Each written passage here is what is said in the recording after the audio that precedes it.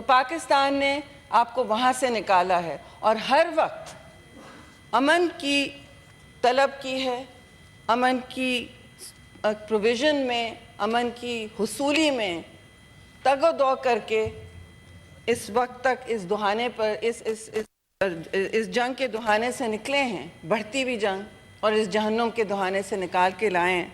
लेकिन it is what our children will grow up facing. Will they be going to schools tomorrow, or will they be sitting in camps running from bomb to bomb, like the children of Gaza run? Our hearts still bleed for them, and we will do everything in our power, and we must, to stand between that future and the future of predictability for a tomorrow that our children can look forward to.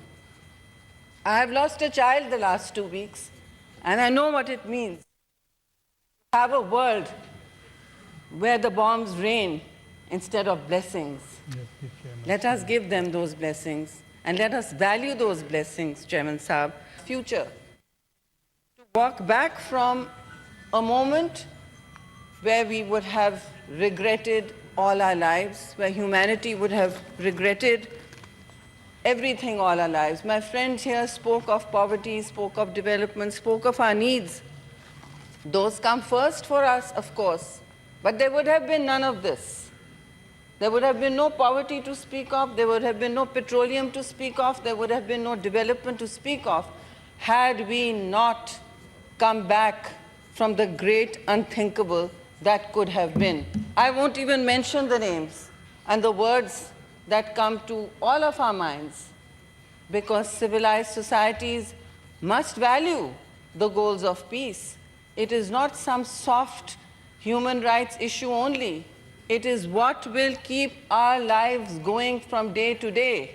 It is what our children will grow up facing. Will they be going to schools tomorrow, or will they be sitting in camps running from bomb to bomb, like the children of Gaza run? Our hearts still bleed for them, and we will do everything in our power, and we must, to stand between that future and the future of predictability for a tomorrow that our children can look forward to. I have lost a child the last 2 weeks, and I know what it means to have a world where the bombs rain instead of blessings. Let us give them those blessings, and let us value those blessings, Chairman Saab, where now Pakistan stands proud, whether anyone likes it or not, as a net security provider for the region, simply because, not because of what we won in a war with a neighbor who always seeks to be a spoiler for peace, not because of anything else except from that day to this, Pakistan has always, in every situation, sought to rescue a victory from the jaws of everyone's defeat. This would have been everyone's defeat, Chairman Saab. There would have been no victors in this war. No victors. किसी की फतह नहीं होनी थी इस जंग में. तो पाकिस्तान ने आपको वहाँ से निकाला है और हर वक्त अमन की तलब की है, अमन की प्रोविज़न में, अमन की हुसूली में तगो-दो करके इस वक्त तक इस दुहाने पर इस जंग के दुहाने से निकले हैं, बढ़ती हुई जंग, और इस जहन्नुम के दुहाने से निकाल के लाए हैं. लेकिन हमें ये भी याद रखना चाहिए कि ये जो 2 हफ्ते हैं, the 2 weeks to follow, they are not just Pakistan's responsibility.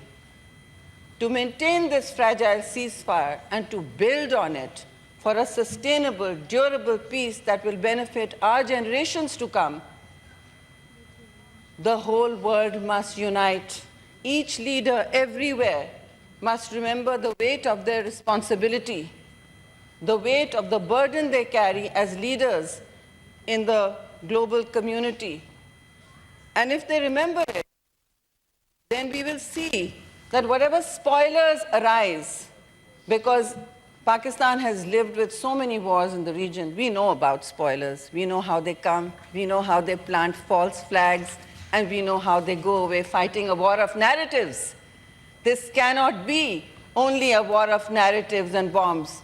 We must win that peace too. And the world must come together to win that peace for all of us. It is not only Pakistan's responsibility. We have met that responsibility with spectacular commitment, sir, and hard work. So now the time has come for others too to take up their responsibility and be vigilant. These 2 weeks are make or break. Nobody is out of the woods yet. We must celebrate the ceasefire, but we must also, and we must celebrate our leaders for it.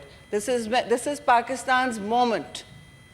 And history will always remember Islamabad with the whole business of talks. Islamabad with accord. Islamabad with peace. That's what Pakistan will be remembered for, sir. But to ensure that this goes through, to become a sustainable reality and for these values to come to fruition in the world that we all live, the air that we all commonly share in the region, the water, everything. You know that everything was under fire. Every single thing was under fire. Now, we must fight very hard to come back from that and stay there, and from there go to a place where our children, where all of humanity, no matter what religion they are, no matter what country they come from, remember the goals of high civilizations. They are always the goals of those who preserve peace, sometimes even at their own cost. Pakistan has done a great deal of work. We will continue to do it, inshallah, but so must others. Thank you very much.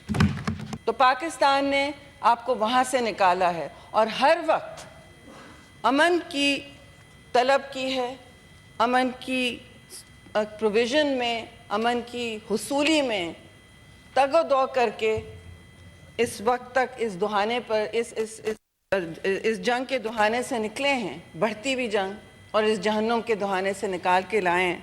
लेकिन it is what our children will grow up facing. Will they be going to schools tomorrow, or will they be sitting in camps running from bomb to bomb, like the children of Gaza run? Our hearts still bleed for them, and we will do everything in our power, and we must, to stand between that future and the future of predictability for a tomorrow that our children can look forward to. I have lost a child the last 2 weeks, and I know what it means to have a world where the bombs rain instead of blessings. Let us give them those blessings, and let us value those blessings, Chairman Saab. Future. To walk back from a moment where we would have regretted all our lives, where humanity would have regretted everything all our lives. My friend here spoke of poverty, spoke of development, spoke of our needs. Those come first for us, of course, but there would have been none of this. There would have been no poverty to speak of, there would have been no petroleum to speak of, there would have been no development to speak of, had we not come back from the great unthinkable that could have been. I won't even mention the names and the words that come to all of our minds, because civilized societies must value the goals of peace. It is not some soft human rights issue only. It is what will keep our lives going from day to day. It is what our children will grow up facing. Will they be going to schools tomorrow, or will they be sitting in camps running from bomb to bomb, like the children of Gaza run? Our hearts still bleed for them, and we will do everything in our power, and we must, to stand between that future and the future of predictability for a tomorrow